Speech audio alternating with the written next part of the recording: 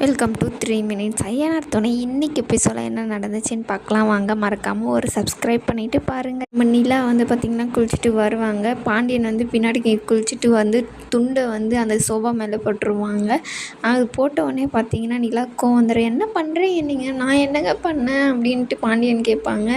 இல்லை, அந்த துண்டை அப்படி போடுறீங்களே, அது காயாதான் இருந்தால் ஸ்மெல்லு வரும், உங்களுக்கு தாங்க அதெல்லாம் நல்லது இல்லை, எடுத்துன்னு போய் வெளியே போடுங்க. ஏங்க இப்படி பண்ணுறீங்க, இது வீடா இல்லை வேறு எதுனாவா அப்படின்றாங்க.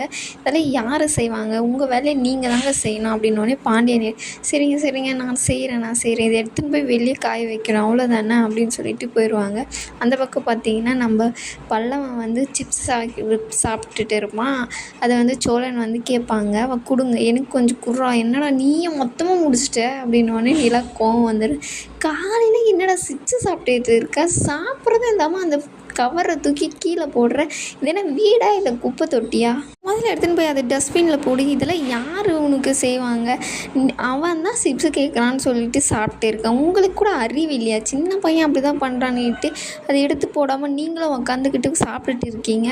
அவன் வந்து சரி அண்ணி நான் இதை எடுத்துன்னு போய் போட்டுடுறேன் அப்படின்னு சொல்லிட்டு போயிடுவாங்க. அதை எடுத்துன்னு போய் போடுறதுக்கு ரூமுக்குள்ளே போகலான்னு சொல்லிட்டு நிலா வந்து போவாங்க. போனவுடனே துண்டு வந்து இருக்கும் அங்கே பெட்டு மேலே, அதை எடுத்துன்னு வந்து சோளம் மூஞ்சி மேலே போட்டுருவாங்க. என்னங்க பண்ணுறீங்க, இப்போ தான் சொன்னேன், நீங்கள் என்ன இப்படி பண்ணுறீங்க, அது பெட்டை வேறு எதனாவா, இதிலே காய வைக்க மாட்டிங்களா நீங்கள் அப்படின்னு சொல்லிட்டு செம கோவமாக பேச ஆரம்பிச்சிடுறாங்க. சரிங்க போடலாம் தாங்க இருந்தேன், அதுக்குள்ளே மறந்துட்டேங்க. என்னங்க மறதி வரும் உங்களுக்கு அப்படின்னு சொல்லிட்டு அதை எடுத்துன்னு போய் போடுறதுக்கு போவாங்க. பின்னாடி பார்த்தீங்கன்னா பாண்டியன் வந்து வானதி ஃபோன் பண்ணியிருக்கோம். அவர் சொன்னார் இல்லையா, நீங்கள் காலேஜ் முடிஞ்ச பின்னாடி என்ன பண்ண போகிற இதெல்லாம் சொல்லிவிட்டு அவங்க வேறு அவங்க வீட்டில் போய் மெடிக்கல் ஷாப் வச்சுட்டாங்க அப்படின்னு சொல்லிட்டு எல்லாம் பேசிகிட்டே இருப்பாங்க. அதை வந்து அவங்க 2 பேரும் சண்டை போட்டு பேசிகிட்டு இருப்பாங்க. உனக்கு நான் என்ன சொன்னாலும் புரியாது பாண்டியா, ஃபோனை வை அப்படின்னு சொல்லிட்டு வானதி வந்து வச்சுருவாங்க. உடனே நம்ம சோழன் வந்து கேட்பாங்க, என்ன ஆச்சுடா என்ன அப்படின்னு சொல்லிட்டு, இல்லைடா எப்பயும் நடக்கிறது தான் அப்படின்ட்டு. இல்லைடா உன் மூஞ்ச பார்த்தா அப்படி தெரியலையே, இல்லைடா நான் அவளுக்கிட்ட ஒரு தெரியாமல் ஒரு விஷயத்த கேட்டுட்டு காலேஜுக்கு அப்புறம் நீ என்ன பண்ண போகிற அப்படின்னு சொல்லிட்டு, அவள் என்னடா மெடிக்கல் ஷாப்பு வைக்கிறேன் அப்படின்னு சொல்கிறா, நானே மெக்கானிக்கல் ஷாப் வச்சுங்கிறேன், அவள் மெடிக்கல் ஷாப் வைக்க போகிறா அப்படின்னு சொல்கிறாங்க.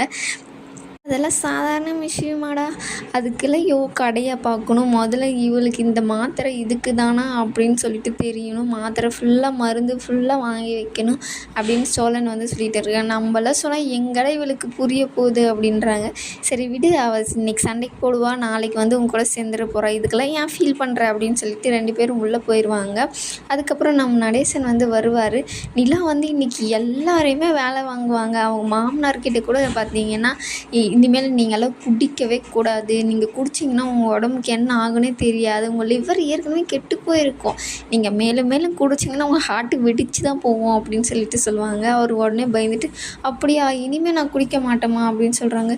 இவன் நான் இப்படியெல்லாம் பேச ஆரம்பிச்சிட்டா அப்படின்னு சொல்லிட்டு அவங்க இது பண்ணி பேசிட்டே இருப்பாங்க. அதுக்கப்புறம் பார்த்திங்கன்னா நிலா வந்து ஒருத்தருக்கு ஒரு வேலை வைப்பாங்க. அண்ணனே இனிமேலெல்லாம் சாப்பாடு செய்ய மாட்டார், ஒரு நாளைக்கு ஒருத்தர் செய்யணும். ஏன்னா இவங்களாம் செய்ய மாட்டாங்களா, நீங்களே ஏன் செய்கிறீங்க, இனிமேல் ஒருத்தர் ஒரு வேலை செஞ்சு தான் ஆகணும் அப்படின்னு சொல்லுவாங்க. வந்து சாமான் கழுவ போயிடுவார். நானும் உனக்கு ஹெல்ப் பண்ணுறேன்டா அப்படின்னு சொல்லிட்டு பாண்டியன் பின்னாடியே போயிடுவார். சோழன் வந்து இவங்களால இப்படி தாங்க வேலை வாங்கணும், இல்லைன்னா இவங்களால கேட்க மாட்டாங்க அப்படின்வாங்க. உங்களுக்கும் சேர்த்து தான் அப்படின்னு, இல்லைங்க நான் வீடு பெருக்கிறேன் அப்படின்னு சொல்லிட்டு அவர் வந்து வீடு பெருக்க ஸ்டார்ட் பண்ணிடுவார்.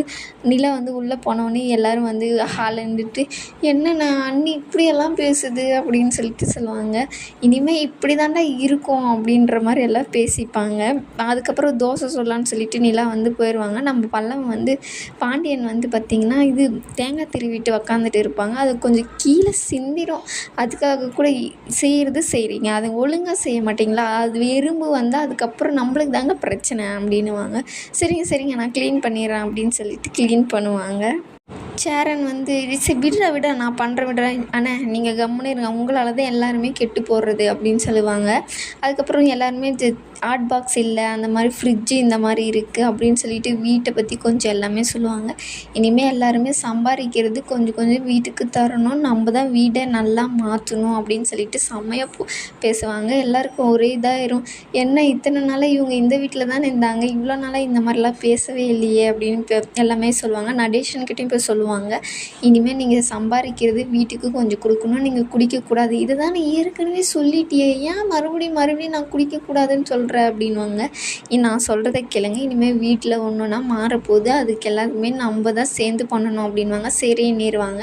அதுக்கப்புறம் தோசைலாம் போட்டு கொடுத்துட்டு போய் பாண்டியன்கிட்ட வந்து கேட்பான், சோழன்கிட்ட கேட்பார் பாண்டியன், என்னடா பண்ண அண்ணியை, ஏன்டா இப்படியெல்லாம் பண்ணுறாங்க அப்படின்ற மாதிரி 2 பேரும் என்ன பேச்சாங்க, ஃபஸ்ட்டு சாப்பிட்ற வேலையை பாருங்க அப்படின்னு சொல்லிட்டு எல்லாமே சாப்பிடுவாங்க. இதோட இந்த எபிசோட் வந்து முடிச்சிடுவாங்க.